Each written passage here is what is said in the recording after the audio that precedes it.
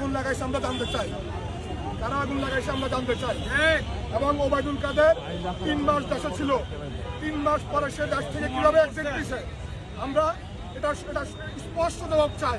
এবং হাসিনার কার্যত বিচার বা বিচার প্রক্রিয়া, দৃশ্যমান প্রক্রিয়া আমরা এখনো দেখতেছি না।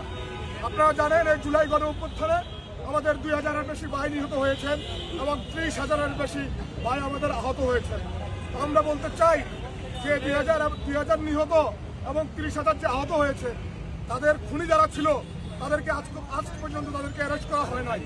আমার পরিসংখ্যান যদি ভুল না হয়ে থাকে পুলিশের মাত্র 26 জন কর্মকর্তাকে অ্যারেস্ট করা হয়েছে। 2000 মানুষকে নিহত এবং 30,000 মানুষকে আহত 26 জন করছে। আপনাদের মাধ্যমে আমি বলতে চাই ছাত্রলীগ, যুবলীগ, স্বেচ্ছাসেবক লীগ, আওয়ামী লীগের কোন শীর্ষ নেতৃত্বে